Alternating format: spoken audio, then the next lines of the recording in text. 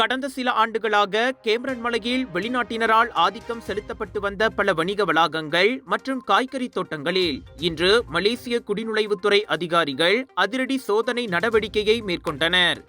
வர்த்தக கட்டிடங்கள், கட்டுமான பகுதிகள், காய்கறிகள் மற்றும் பழங்களை சேகரிக்கும் மையங்கள் என 4 பிரதான மண்டலத்தை இலக்காக கொண்டு ஓப்ஸ்கம்பூர் சோதனை நடத்தப்பட்டதாக குடிநுழைவுத்துறையின் தலைமை இயக்குநர் டத்தோ ஜக்கரியா ஷபான் தெரிவித்தார். தங்களது வருமானத்தை பாதிக்கும் வகையில் கேமரன் மலையில் வெளிநாட்டினர் குவிந்திருப்பது தங்களுக்கு பாதிப்பை ஏற்படுத்தியிருப்பதாக உள்நாட்டு மக்களிடம் இருந்து புகார் கிடைத்ததை தொடர்ந்து இந்த அதிரடி சோதனை நடத்தப்பட்டது.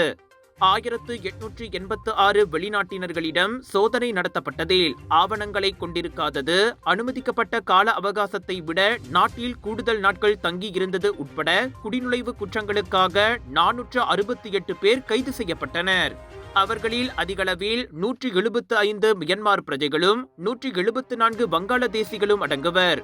மேலும் 67 இந்தோனேசியர்கள், நேபாளத்தை சேர்ந்த 20 பேர் மற்றும் சிலரும் கைது செய்யப்பட்டவர்களில் அடங்குவர். ராஜயோகாவின் மங்களகரம் நிறைந்த தனித்துவம் கொண்ட சூடம், ராஜயோகாவின் தெய்வீக நறுமணம் நிறைந்த அகர்பத்திகள் மற்றும் இயற்கையான நறுமணம் கொண்ட ராஜயோகாவின் சாம்பிராணிகள் என பூஜைக்கான தேவைகளை உங்களிடம் கொண்டு வருகிறார்கள் ராஜயோகா. இது ஒரு சிம்லா மார்க்கெட்டிங்கின் தரமான வெளியீடு.